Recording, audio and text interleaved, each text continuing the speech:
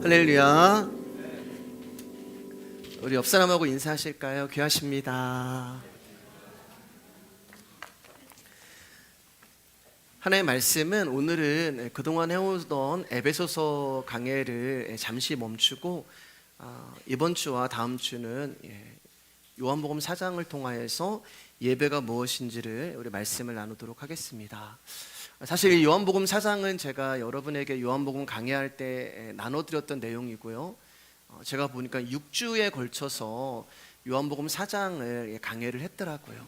근데 이번 주와 다음 주 2주에 걸쳐서 우리 다시 한번 예배가 무엇인지, 하나님이 우리 가운데 원하시는 예배가 무엇인지를 말씀을 통하여 깊이 나눌 수 있는 시간 되기를 원합니다. 우리 같이 말씀 합독하도록 하겠습니다. 3절에서 6절까지 말씀입니다. 시작. 유대를 떠나사 다시 갈릴리로 가실새 사마리아를 통과하여 하겠는지라. 사마리아에 있는 수가라는 동네에 이르시니 야곱이 그 아들 요셉에게 준 땅에 가깝고 거기 또 야곱의 우물이 있더라. 예수께서 길 가시다가 피곤하여 우물 곁에 그대로 앉으시니 때가 6시쯤 되었더라. 아멘. 오늘 말씀의 제목 한번 읽어보겠습니다. 시작. 예배는 하나님이 원하시는 것을 드리는 것입니다. 사마리아 수가성에는 야곱의 우물이 하나 있었어요. 여러분 구약을 잘 읽어보신 분들은 알겠지만 우물에서는 항상 중요한 만남이 있었는데 그 만남은 바로 신랑이 신부를 만나는 곳이었어요. 장소였습니다. 아브라함의 종이 이삭의 아내 리브가를 우물가에서 만났고 야곱 역시 라헬을 우물가에서 만났고 모세 역시 자기의 아내 십보라를 우물가에서 만났어요. 그러니까 우물이라고 하는 것은 신랑이 신부를 만나러 오는 장소가 되는 거예요. 자, 그런데 오늘 말씀을 보면 예수님이 우물가에 오셨단 말입니다. 예수님이 우리의 신랑이라고 이야기하고 또 우리는 그분의 신부라고 이야기를 하잖아요. 그러니까 예수님이 지금 우물가에 오셨다는 말은 신랑이 신부를 만나러 오셨다라는 이야기가 되는 거예요. 여기 보면은 육시라고 이제 6절 말씀에 기록되어 있는데 우리나라 시간에 이 유대인 시간에 6을 더하면은 우리나라 시간이 되는 거예요. 그러니까 여기 6시쯤 더했더라라고 하는 말은 우리나라 시간으로 이야기하면은 해가 중천에 떠 있는 12시가 되는 것입니다. 그리고 이 나라는 정오가 되면은 40도가 넘어가는 태양이 이글거리는 뜨거운 시간이 되는 거예요. 이 시간에는 활동을 하지 않아요. 우리말 성경은 길 가시다가 피곤하여 이렇게 말씀하고 계시는데 여기 길 가시다라고 하는 뜻은 서두르셨다는 말이에요. 그럼 여러분 한번 생각해 보세요. 해가 중천에 떠 있는 태양이 이글거리는 그 40도가 넘는 뜨거운 날씨에 예수님이 지금 서둘러서 우물가에 가시는 것입니다. 그러면 서둘러서 가시려면 걸어가셔야 될까요? 뛰어가셔야 될까요? 뛰어가야 돼요. 뛰어가셨기 때문에 피곤하신 거예요. 그 12시에 그 뜨거운 날씨에 거기에 달리기까지 하셨으니 얼마나 지치고 힘드셨겠어요. 그래서 우물 곁에 피곤하여서 털썩 앉아버리신 것입니다. 그러니까 예수님은 여러분 목숨을 걸고 우리를 찾아오신 거예요. 그래서 기진맥진하셔서 우물 곁에 그대로 털썩 주저앉으신 것입니다. 천지를 만드신 전지전능하신 하나님이 저와 여러분과 똑같은 육신을 입고 이 땅에 인간이 되어서 오셨습니다. 그리고 저와 여러분들을 만나주시려고 목숨을 걸고 그 뙤약볕에 달려오신 거예요. 그리고 너무 피곤하셔서 힘드셔서 우물 곁에 털썩 주저앉으신 것입니다. 저와 여러분이 겪는 똑같은 한계를 겪으세요. 피곤하시고 배고프시고 슬프시고 아프시고 배신당하시고 서운해하시고 울기도 하시고 그래서 우리와 함께 웃어주실 수도 있고 우리와 함께 울어주실 수도 있고 우리와 함께 아픔을 당해줄 수도 있고 우리와 함께 슬퍼해 주실 수도 있는 분이 바로 예수님이 되는 거예요. 7절 말씀입니다. 시작. 사마리아 여자 한 사람이 물을 기르러 왔음에 예수께서 물을 좀 달라 하시니 해가 중천에 떠 있는 대낮에 한 여인이 물을 기르러 왔어요. 그러면 이 여인 역시 40도가 넘는 그 뜨거운 날씨에 목숨을 걸고 이 물을 마시려고 찾아온 거예요. 보통의 여인들은 이 시간에 우물 곁에 나오지 않습니다. 왜냐하면 너무 뜨겁기 때문에. 그래서 해가 뜨지 아니하는 오전 시간이나 해가 진 선선한 오후 시간에 물을 기르러 나오는데, 이 여인은 이 시간에 사람들의 이목을 피하여 올 수밖에 없는 사연을 가지고 있는 여자라는 거예요. 그럼 이 여인이 누구냐? 사마리아 땅이라고 하는 자체가 부정한 땅이죠. 그래서 예수님이 사마리아를 들어가시려고 할 때 제자들이 절대 못 들어갑니다. 이 땅은 부정한 땅입니다라고 예수님을 막아섰고, 그들에게 먹을 것을 구해오라고 심부름시킨 후에 예수님이 잽싸게 뛰어서 우물 곁으로 달려가신 거예요. 그러니까 사마리아 자체가 부정한 땅이에요. 근데 그 부정한 땅 가운데 이 여인은 그 부정한 사람들에게 돌을 맞을 만큼 부정한 여인이란 말이에요. 부정한 땅에서도 더 부정한 여인이 바로 이 여인이 되는 거예요. 그런데 예수님이 여인에게 먼저 말을 거십니다. 물을 좀 달라고 말을 거세요. 무심코 지나갈 수 있는 말씀이지만 여러분 잘 생각해 보세요. 지금 누가 누구에게 구하고 있는 거예요? 전능하신 하나님이 피조물에게 물을 달라고 구하고 계시는 거예요. 여러분, 예수님은 우리에게 구함을 받는 대상이지 우리에게 무엇을 구하시는 분이 아니에요. 그러면 예수님 왜 여인에게 물을 달라고 구하시는 걸까? 만약에 전능하신 하나님이 여러분에게 와서 너 나한테 무엇을 해줄 수 있니? 김집사야, 박집사야 하면서 너 나한테 무엇을 해줄 수 있니? 그렇게 물어보신다면은 여러분 하나님께 무엇을 드릴 수 있을 것 같으세요? 여러분 돈을 드릴 수 있을 것 같을까요? 이 온 우주가 하나님 것입니다. 땅을 드릴까요? 온 땅의 주인이 하나님 되세요. 그럼 나의 생명을 드립니다. 우리의 생명을 창조하신 분이 하나님 되세요. 자, 그러면 질문이요. 여러분, 그러면 우리가 하나님께 드릴 게 있어요, 없어요? 대답 좀 해주세요. 있어요, 없어요? 없잖아요. 돈도 그분 거고 땅도 그분 거고 생명도 그분 거잖아요. 우리는 하나님께 드릴 수 있는 것이 없는 자들이에요. 그런데 왜 우리들은 주님께 우리의 열정과 우리의 힘과 우리의 가진 모든 것들을 들여서 주님의 일을 하자, 그렇게 우리는 이야기를 하잖아요. 우리는 우리의 어떠함을 가지고 주님의 일을 할 수 있는 자들이 아니란 말입니다. 그러면 예수님이 여인에게 물을 달라고 구하시는 그 의미는 무엇일까? 이런 의미예요. 여인아, 너 내가 원하는 물을 줘라. 여자가 줄 수 있는 물이 아니라 예수 그리스도가 원하는 물을 좀 나에게 줘라. 그러니까 여인이 줄 수 있는 물이 아닌 주님이 원하시는 물을 달라고 예수님이 여인에게 구하고 있는 거예요. 그럼 주님이 원하시는 물은 무엇일까? 주님이 우리 가운데 원하시는 물은 우리 배에서 영생하도록 솟아나는 샘물을 말하는 거예요. 자, 그러면 다시 한번 질문요. 이 여인은 이 샘물을 가지고 있어요? 가지지 않았어요? 가지지 않았잖아요. 그렇기 때문에 여인은 주님이 원하시는 것을 드릴 수 없는 것입니다.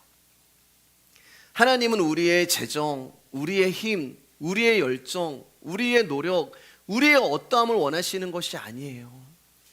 주님은 우리에게 받기 원하는 것은 내가 내어놓을 수 있는 물이 아니라 우리에게 영생하도록 솟아나는 아들의 생명을 원하시는 것입니다. 그런데 아들의 생명은 우리가 들을 수 있는 게 아니에요. 아들의 생명은 우리가 받아야 하는 거지 우리가 들을 수 있는 게 아니에요. 그렇기 때문에 우리는 하나님 앞에 무언가를 드릴 수 있는 자들이 아니란 말입니다. 그분이 우리에게 아들의 생명을 주셔야 돼요. 이 말은 우리가 하나님을 위해서 일하는 존재가 아니라 하나님이 나를 위해서 일하시지 않으시면 저와 여러분들은 아무것도 받을 수가 없는 자들이라는 말입니다. 그렇기 때문에 우리가 주님을 위해서 일하는 게 아니에요. 우리가 주님을 위해서 일합시다 아니란 말입니다. 그러면 목사님, 우리는 할 수 있는 것이 아무것도 없나요? 딱 하나 있어요. 양이 할 수 있는 것이 딱 하나가 있는데, 그것은 목자가 주는 풀을 먹고 목자가 주는 물을 마시는 거예요. 그게 양이 할 수 있는 거예요. 다시 말해서 저와 여러분들이 할 수 있는 것은 예수 그리스도의 살과 피가 되시는 그 말씀을 받는 거예요. 말씀을 받는다는 것은 아들을 받는 거예요. 그게 우리가 할 수 있는 유일한 일입니다. 9절 말씀입니다. 시작. 사마리아 여자가 이르되 당신은 유대인으로서 어찌하여 사마리아 여자인 나에게 물을 달라 하나이까 하니 이는 유대인이 사마리아인과 상종하지 아니함이로라. 주님께서 사마리아 여인에게 물을 달라고 말씀을 하시자 이 여인이 깜짝 놀랍니다. 왜냐하면은 오랜 시간 동안 사마리아와 유대인들은 원수지간으로 서로를 외면하면서 살아왔기 때문에 말을 붙이는 것도 허용이 되지 않아요. 그리고 그들의 양식이나 복식을 보면은 오랜 시간 따로 지냈기 때문에 옷 입는 스타일, 머리 스타일, 딱 봐도 너는 사마리아인, 딱 봐도 너는 유대인이라는 것이 보여요. 그래서 자기에게 말을 붙이는 유대인이라는 것을 여인은 그 예수 그리스도의 옷차림과 언어와 그 모든 복식을 통해서 알았던 거죠. 유대인으로서 어떻게 나한테 말을 붙이고 심지어 나한테 물을 달라고 이야기를 합니까? 유대인이 사마리아인이 주는 물을 마시면 그 집안은 저주를 받는 거예요. 자, 그러니까 이 여인은 지금 자신에게 물을 달라고 하는 이 존재가 누구인 줄 모릅니다. 자기 앞에 있는 예수 그리스도가 누구인 줄 모르는 거예요. 자, 그러자 이 여인의 질문에 예수님이 이렇게 대답하세요. 10절입니다. 시작. 예수께서 대답하여 이르시되 내가 만일 하나님의 선물과 또 내게 물 좀 달라 하는 이가 누구인 줄 알았더라면 내가 그에게 구하였을 것이요 그가 생수를 내게 주었으리라. 이 여인이 알아듣고 있는 생수는 흐르는 물을 말하는 거예요. 주변을 막 살펴보는 거예요. 그런데 자기의 앞에는, 주변에는 사막만 있고 30m 깊이의 야곱의 우물밖에 없는 거예요. 아니 도대체 어디에 흐르는 물이 있다는 거야. 지금 사마리아 사람들이 나를 지금 부정하다고 놀리는데 이 남자까지 지금 나를 놀리는 거야 하면서 예수님의 말씀을 농담으로 여겼을지도 몰라요. 그런데 예수님이 뭐라고 말씀하시냐면은 하나님의 선물이라고 이야기하잖아요. 네가 만일 하나님의 선물이 무엇인 줄 알았다면 나에게 구하였을 것이고 그리고 내가 너한테 생수를 주었을 거야. 그러니까 예수님이 지금 이 10절 말씀을 통하여서 당신이 누구인지를 밝히고 계시는 거예요. 나는 하나님의 선물을 너에게 줄 수 있는, 너에게 영원히 목마르지 아니하는 생수를 줄 수 있는 하나님이야 라고 예수님이 당신을 밝히고 있다는 말입니다. 내가 그에게 구하였을 것이요. 뭘요? 물이요. 이 여인에게 물이 필요한 거예요. 왜냐하면 살기 위해서 이 물을 마셔야 되는 것입니다. 하나님의 복을 상실한 모든 인간들은 목이 말라요. 인간은 원래 하나님만을 의존하여 살도록 지어졌기 때문에 하나님이 떠난 빈자리는 늘 공허하고 늘 목마른 것입니다. 그런데 문제는 그들이 하나님을 찾지 않는다는 거예요. 눈이 멀고 귀가 먹었기 때문에 하나님이라는 존재를 알지도 못하고 찾지도 못합니다. 근데 목은 마르잖아요.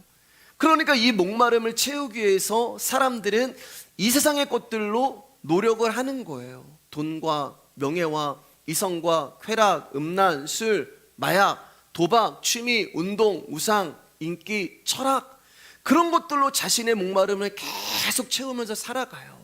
안 채워져요. 그 예배라는 것은 무엇인가?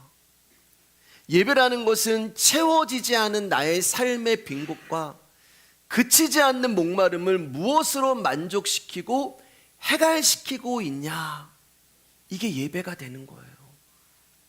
그리고 이 사마리아 여인은 무엇으로 자신의 목마름을 채우고 있었냐면은 5명의 남편과 1명의 동거남으로 자신의 목마름을 채우며 발버둥거리며 살아가고 있었습니다.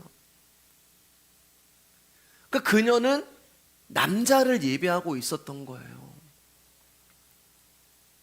내가 누군가를 예배한다는 것은 그가 나의 삶의 중심이라는 거예요. 그러니까 여러분 삶의 중심인 그 존재, 그 어떤 물질, 내 삶의 중심인 것을 여러분은 지금 예배하고 있는 거예요. 그에게서 나의 삶의 의미를 발견하고 그 어떤 물질에서 나의 삶의 가치를 발견하는 거예요. 그 예배하는 거예요, 그것을요.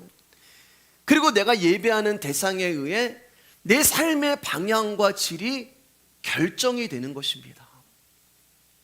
이 여인은 지금 남자로 자기의 목마름을 해결을 하고 있는 거예요. 근데 해결이 되지 않아요. 그러니까 5명의 남편과 또 1명의 남자가 있는데도 6명의 남자로서도 자신의 목마름을 해결하지 않아요. 못해요. 왜요? 다 가짜 남자들이거든요. 다 가짜 남편들이에요. 그래서 진짜 남편이 우물가로 오신 거예요. 제가 아까 서두에 우물은 신랑이 신부를 만나는 곳이라고 했잖아요. 이 여인의 목마름을 해결할 수 있는 남자들은 다 가짜 남편이었단 말입니다. 그래서 진짜 남편이 이 여자에게 와서 말씀을 하는 거예요. 네가 내가 누구인 줄 알았더라면, 지금 너에게 말을 붙이고 있는 내가 누구인 줄 알았더라면 너는 나를 구했을 것이고 나는 너에게 생수를 주었을 거야.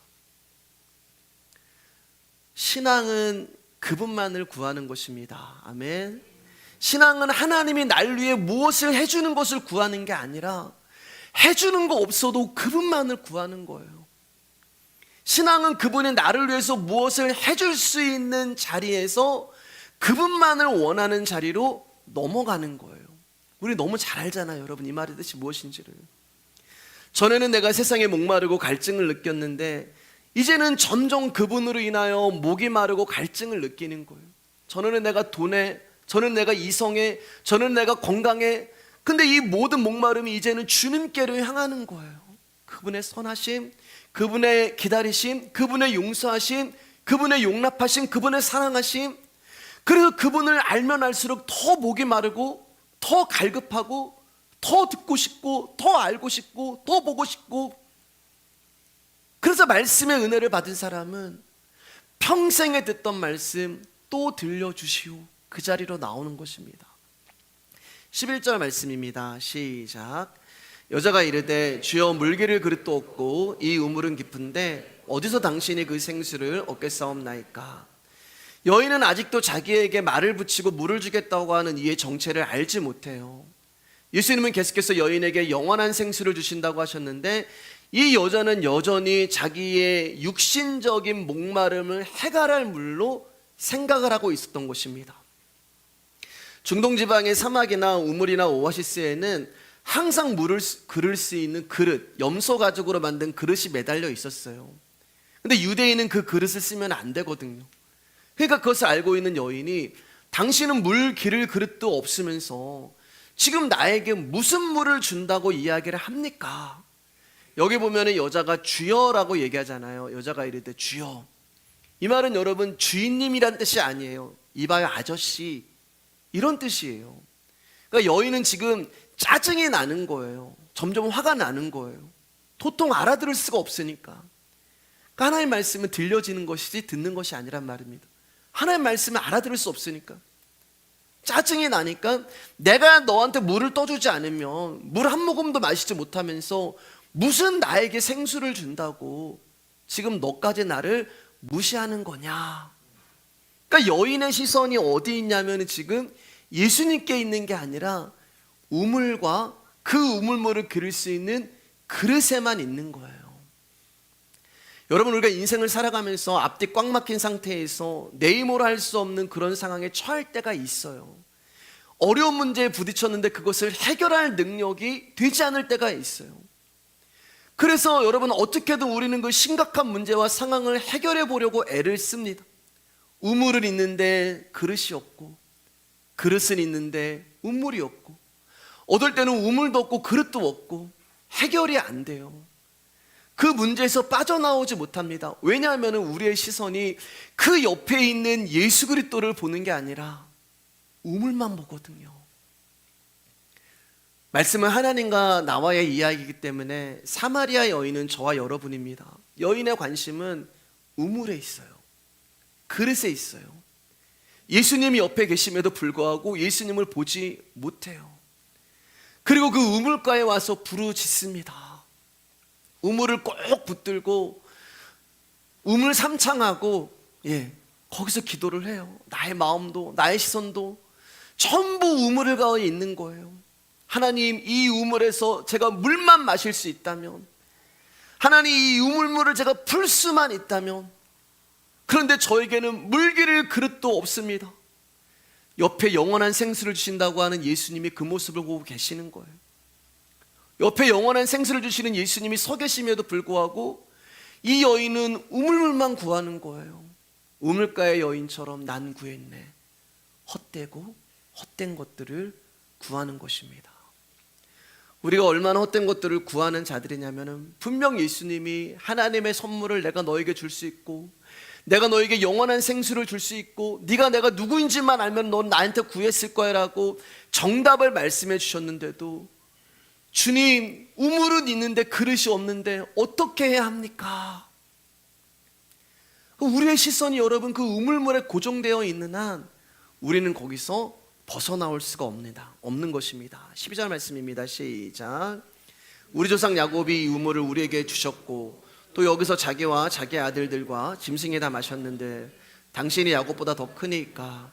여인이 이렇게 질문하는 것은 정답은 아니 크지 않아, 이 대답을 돌아올 것을 기대하고 던지는 질문이에요. 모세 오경만 믿었던 사마리아 사람들에게 야곱이라는 존재는 대단한 존재였습니다. 야곱의 말은 아브라함 말과 비슷하다고 같다고 생각할 정도로 이들에게는 야곱이라는 존재가 큰 존재였어요. 그래서 여기 보면은 주셨고라는 이 말의 뜻은 왕이 신하에게 하사하셨다라는 그런 뜻이 되는 거예요.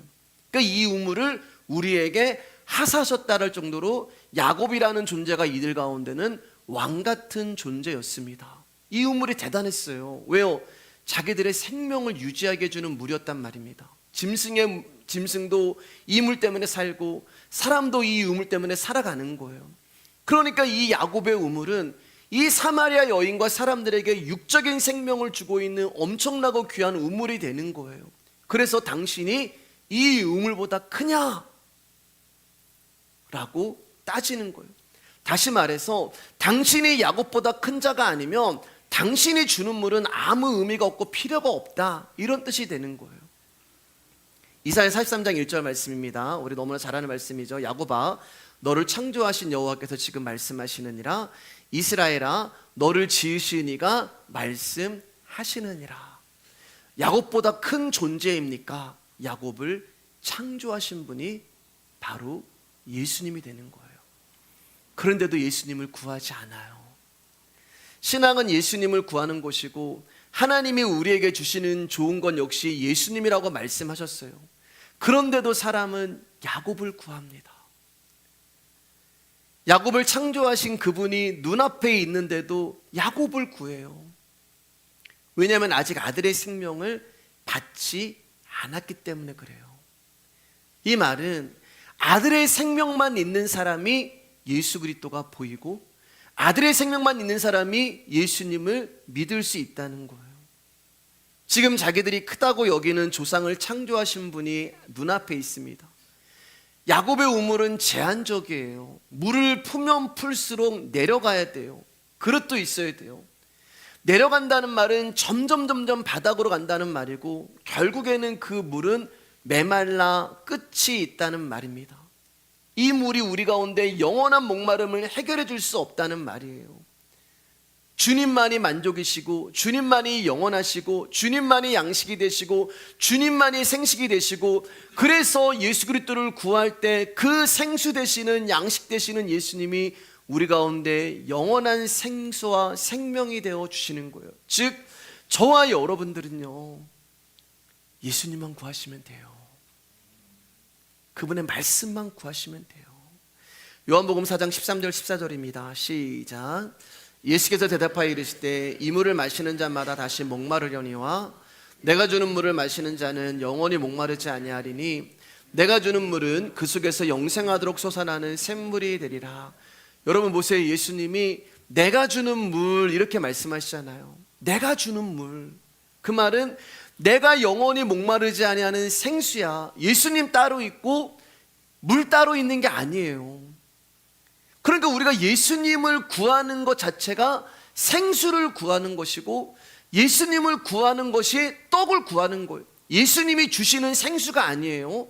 예수님이 주시는 떡이 아니라 예수님 자체가 생수가 되고 예수님 자체가 떡이 되고 그분이 생명이 되고 그분이 양식이 되는 것입니다. 그래서 예수님이 내가 주는 물, 이 말의 뜻은 내가 물이야, 내가 생수야. 자, 그런데 여인이 뭐라고 대답하는지 15절 말씀 읽어볼게요. 시작. 여자가 이르되 주여 그런 물을 내게 주사 목마르지도 않고 또 여기 물 길러 오지도 않게 하옵소서. 내가 물이야, 내가 물이야 라고 예수님이 너는 나를 구해야 돼 라고 여인에게 이제 막 대놓고 당신이 누구인지를 말씀하시는데 여자가 뭐라고 얘기해요? 그런 물, 당신이 줄 수 있는 그런 물을 나한테 주세요. 사람이 구하는 물은 그런 물입니다. 사람들의 시선을 피해 물을 기르러 오지 않아도 되는 그런 물, 인간적인 수치와 부끄러움을 감출 수 있는 그런 물, 수고하고 애쓰지 않아도 마실 수 있는 그런 물. 그러니까 이 여인이 예수님을 통해서 얻고 싶은 것은 예수님 자체가 아니라 자신의 육신의 목마름을 해결해 줄 수 있는 물이었고 예수님이 소유하고 있는 그 우물물 같은 그런 물을 이 여인이 구한 거예요. 말씀은 하나님과 나의 이야기이기 때문에 사마리아 여인이 우리라고 얘기했잖아요. 우리 역시 그런 물 구하잖아요. 재정의 축복을 구하고 사업의 번창을 구하고 자신의 명예가 높아지기를 구하고 남편 잘 되기 원하고 아내 잘 되기를 원하고 자식 성공하기를 원하고 전부 그런 물만 구해요. 우리가 예수님 이름 부르고 주여 삼창하고 기도하는 그 내용을 다 들어보면 예수님만 원합니다, 예수님만 원합니다, 예수님 나에게 와주십시오 이런 게 아니라 전부 예수님이 해줄 수 있는 물만 구하는 거예요. 분명 말씀은 예수님이 너는 나를 구해야 돼 그렇게 말씀하심에도 불구하고 우리는 예수님 말고요 당신이 해줄 수 있는 어떤 능력, 기적 그런 것만 주세요. 내가 적당히 헌금하고 내가 적당히 신앙생활하면서 그렇게 믿음 생활할 테니까 당신은 내가 원하는 것만 해주시면 돼요. 그게 나의 육신의 목마름에 헛된 것을 구하고 있는 것입니다. 소금물을 벌컥벌컥 목마르다고 마시고 있는 거예요. 만족이 없어요. 그 이상의 쾌락의 특징입니다. 권태가 와요. 중독은 더 강한 중독이 와야 이기는 것입니다. 그러니까 우리가 예수 그리스도를 모르면 계속 다른 거.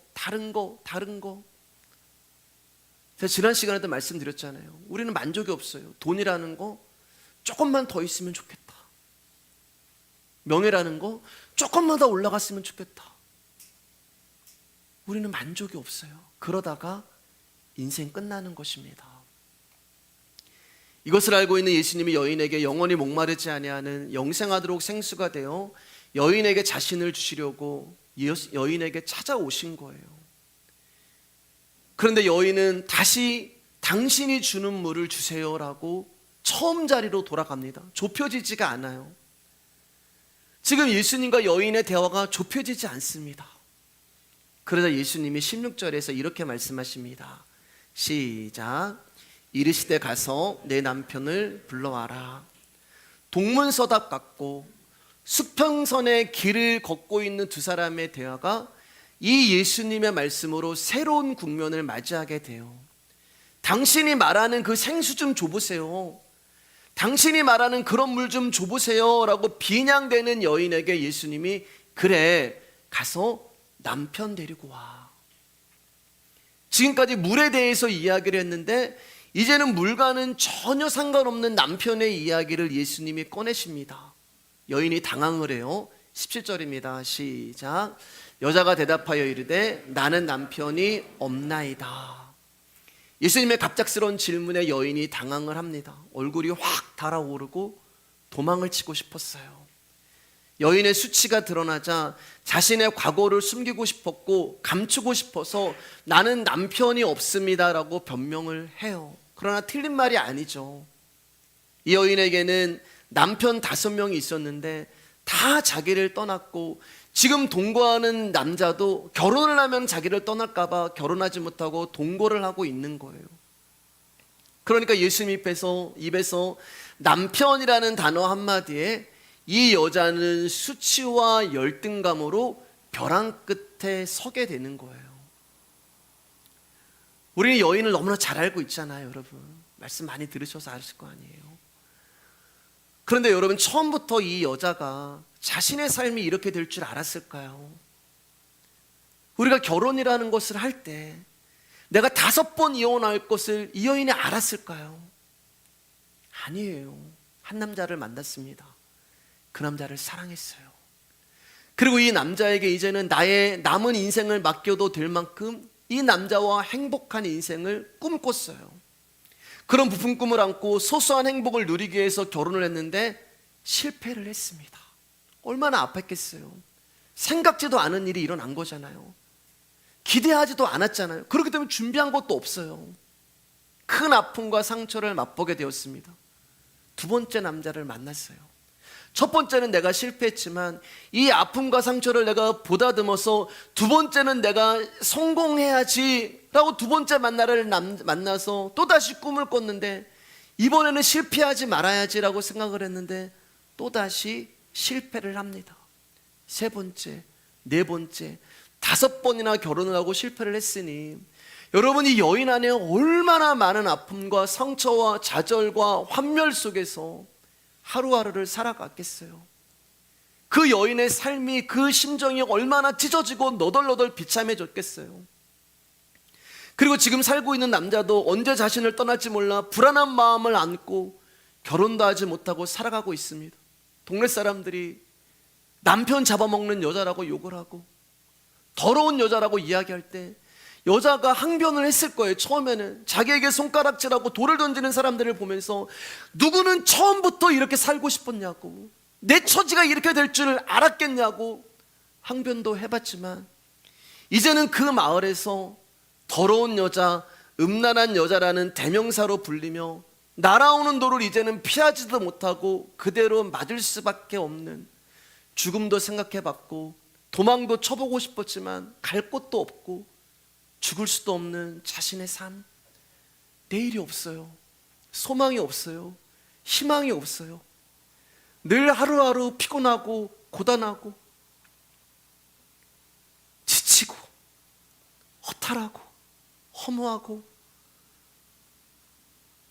근데 왜 이렇게 목마름인지, 왜 이렇게 목이 마른지, 이놈의 목마름은 좀 안 왔으면 좋겠는데 왜 이렇게 목마름은 자주 오는지, 그거만 오고 싶은데, 사람들 앞에 그만 나타나고 싶은데, 돌이킬 수만 있으면 돌이키고 싶고, 아 그때 내가 그 남자만 안 만났으면, 내가 그때 2번째 결혼만 안 했으면, 내가 그때 거기 가지 않았더라면, 내가 그때 그 사람 만나지 않았다면.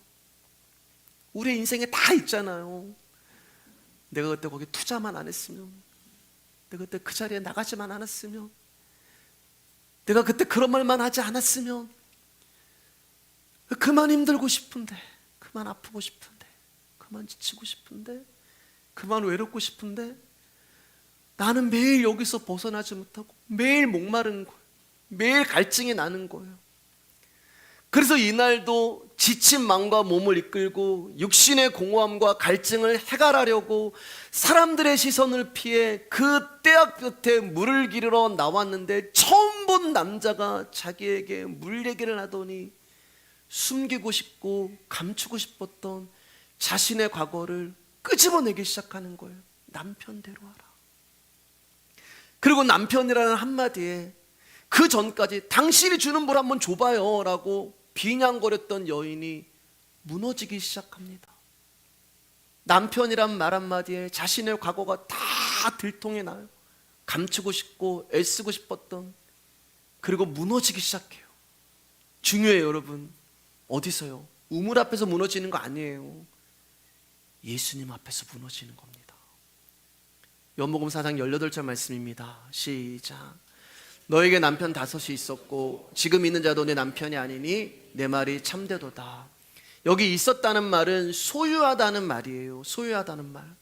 소유한다는 것은 여러분, 내가 소유하는 것으로 인하여서 기쁨과 행복을 누리는 거예요. 근데 여인은 행복하지 않았어요. 한 번도 기쁘지 않았어요. 왜요? 소유해 본 적이 없기 때문에 그렇습니다. 남편을 가져본 적이 없어요. 그래서 행복하지 않아요. 그래서 진짜 남편 예수님이 여인을 찾아온 거예요. 진짜 남편이 찾아오니까 뭐예요? 너는 남편 5이 있었고 지금 있는 자도 내 남편이 아니. 저는 남편이 없나이다. 그래, 그 남자 다 가짜야. 그 남편 다 가짜야. 내가 너의 남편이야. 너 왜 그런 인생 살았는지 아니? 너 왜 그렇게 힘이 들었는지 아니? 네가 나를 만나지 않아서 그래. 네가 내가 누구인지 몰라서 그래. 그런데 그 과정 가운데 뭐가 있는 거예요, 여러분? 사마리아 여인이 예수님을 만났을 때 자신의 과거를 다시 끄집어내는 아픔을 만나게 되는 거예요. 여러분, 내가 생각하기 싫은 과거가 있잖아요. 내가 꺼내기 싫은 죄악이 있잖아요. 근데 여러분, 반드시 우리가 예수 그리스도를 만나는 그 과정 가운데 이 일이 있는 거예요. 내 죄를 보게 하고 내가 어떤 존재인지 다 드러나게 하는 거예요, 예수님이. 근데 아파요. 누가 그거 좋아해요? 그러니까 예수님 믿으면 그냥 좋게 이렇게 가고 싶지, 누가 내 죄를 회개하고 그 기억하기도 싫은 아픔 끄집어내고 누가 원해요? 근데 반드시 예수님이 우리의 삶 가운데서 그 일을 합니다. 여러분, 말씀이라는 것이 우리 안에 들어올 때는 말씀이 잉태를 하는 거잖아요. 그래서 마리아가 은혜를 받은 자요, 예수님이 잉태했잖아요. 그 말씀이 우리 안에 잉태를 하고 그 말씀이 생명으로 출산이 되는 과정은 아파요. 고통스러워요. 그런데 그 해산의 고통을 통하여서 우리가 진짜 영원한 생명을 얻게 되는 것입니다. 그래서 창세기 3장 16절 말씀 가운데 여자에게, 여기서 말하는 여자는 생물학적으로 여자가 아니라 우리 전부를 말하는 거예요. 여자에게 이르시되 내가 임신하는 고통을 크게 더하리니, 말씀을 우리가 잉태하는 것입니다. 예수 그리스도를 우리 안에 잉태하는 거예요. 내가 수고하고 자식을 낳을 것이며 너는 남편을 원하고 남편은 너를 다스릴 것이니라. 여러분, 우리 여자분들 애 낳을 때 힘드셨잖아요. 아프셨잖아요. 다시는 애기 안 낳아. 근데 그 애기로 말미암아 내 고통과 해산이 다 사라져 버리는 거예요. 은혜가 더 큰 거예요. 그래서 남편을 원하는 것입니다. 우리의 진짜 남편이신 예수님, 말씀을 깨닫고 말씀을 알아가고. 제가 이번 주에 어떤 한 교회를 이제 갔는데 거기서 이제 저한테 한 질문을 하셨어요. 목사님은 언제 행복하세요? 라는 질문지를 제가 이제 뽑아가지고, 언제 목사님 행복하세요? 그럼 제가 뭐라고 얘기했을까요, 여러분? 저는 이렇게 대답했습니다. 말씀을 깨달아 알 때, 그때가 제일 행복합니다. 하나님의 말씀을 연구하고 하나님의 말씀 앞에 있는데 그 말씀을 다시금 깨닫게 되고, 이 말씀이 이런 거였어 할 때 정말 기뻐요. 진짜 행복해요. 내 안에서 그 말씀이 잉태가 될 때, 그분이 나를 다스릴 때, 그분이 나의 삶의 주관자가 될 때, 그분이 나의 남편이 될 때 우리가 그분을 소유하고 누리는 거예요. 이 비밀을 아는 사람만 남편을 원하는 것입니다.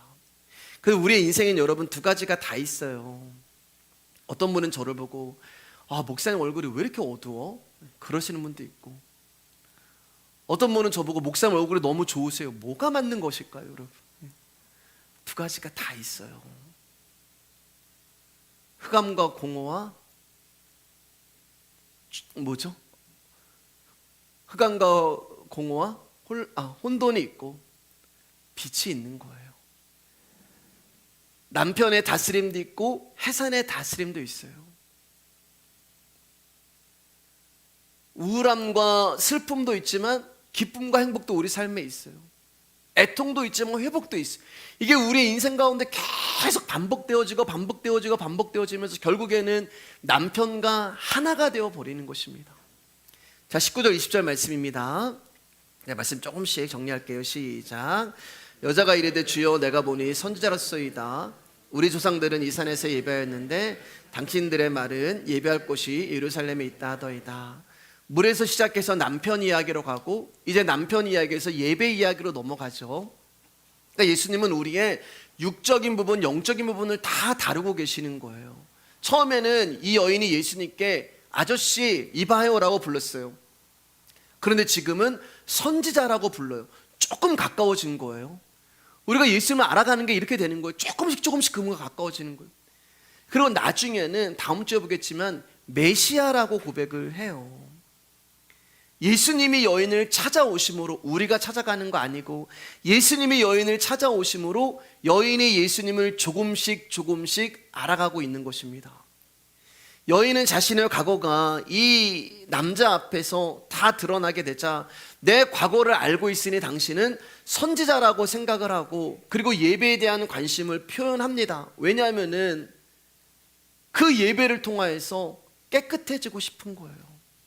선지자님, 당신은 나의 죄와 과거를 알고 있습니다. 그러면 제가 어떻게 해야 용서를 받을까요? 제 더러운 과거와 수치를 어떻게 하면 깨끗이 씻을 수 있을까요? 속죄자라는 것이 있는데 그것은 어떻게 드려야 하며 어디서 드려야 하며 어떻게 드려야지 제가 예배를 잘 드리는 걸까요?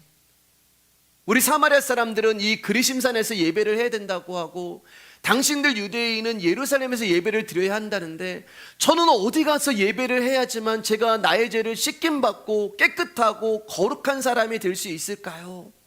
이게 여인이 물어보는 질문이 되는 거예요. 자, 그러자 예수님이 이렇게 답을 합니다. 21절입니다. 시작. 예수께서 이르시되 여자여 내 말을 믿으라. 이 산에서도 말고 예루살렘에서도 말고 너희가 아버지께 예배할 때가 이르리라. 예수님은 장소로 대답을 하지 않으세요. 거기 아니야. 여인은 장소에 관한 질문했거든요. 근데 예수님이 뭐라고 하냐면은 때라고 이야기합니다. 신명기 말씀을 보면은 하나님의 예배를 받으시는 곳은 한 곳이라고 말씀하고 계세요. 신명기 12장 11절 말씀을 보면은요. 하나님이 한 곳에서만 예배를 받겠다. 그러니까 사마리아 사람들과 유대인들이 계속 이제 이 대립을 하는 거예요. 여기가 하나님이 원하시는 곳이야? 여기가 하나님이 원하시는 곳이야? 한 곳이니까 둘 중 하나는 잘못인 거잖아요. 근데 예수님이 둘을 다 부정합니다. 둘을 다 부정하면서 그거 중요한 거 아니야. 우리는 어떤 거룩한 장소가 있다고 생각하잖아요. 강대상에 방석이 있으면 저기는 목사님이 기도하는 곳이고서 거룩한 곳이야. 그리고 어떤 장소, 어떤 정통, 어떤 형식, 특정한 공간, 어떤 의식, 그게 하나도 중요하지 않다고 이야기를 합니다. 그게 중요한 게 아니에요. 그럼 뭐가 중요할까? 예수님이 이렇게 말씀하십니다. 22절입니다. 시작. 너희는 알지 못하는 것을 예배하고 우리는 아는 것을 예배하노니 이는 구원이 유대인에게서 남이러라. 자, 이제 말씀을 이제 좀 마치겠습니다. 중요한 게 뭐예요, 여러분? 아는 것을 예배해야 돼요. 아는 것. 우리가 아는 것.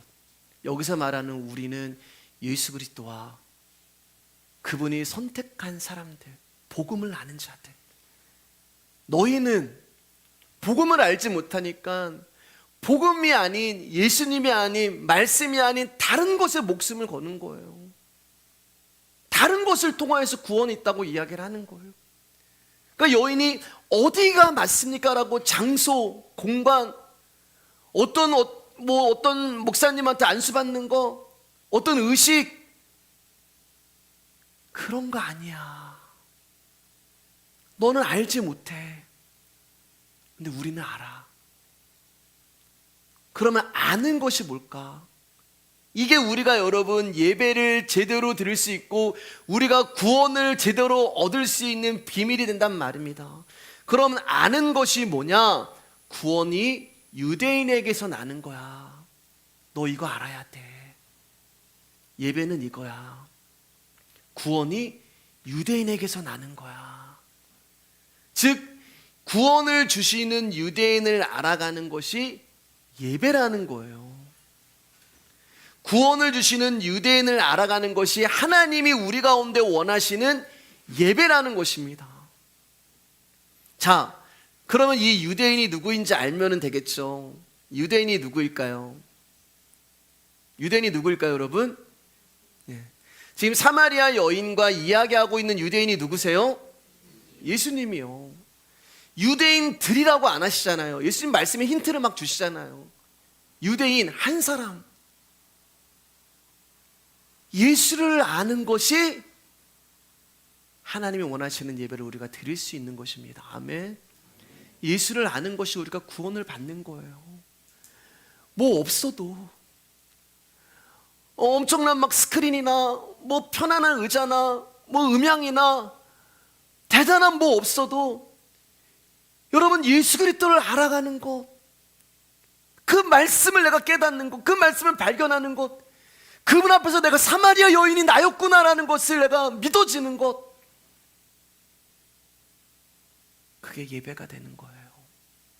여자야, 너의 과거와 수치와 죄와 아픔을 깨끗하게 할 수 있고 네가 새로운 삶을 살 수 있는 유일한 방법은 어떤 특정한 장소 가는 거 아니고 특별한 공간 가는 거 아니고 어떤 영험한 목사 찾아가서 안수받는 것도 아니고 지금 네 앞에 있는 나, 생수를 너에게 줄 수 있다고 얘기하는 유대인은 나를 아는 것이 예배고 그 예배를 통하여서 네가 새롭게 구원을 얻을 수 있는 거야. 그 말씀을 하고 있는 거예요.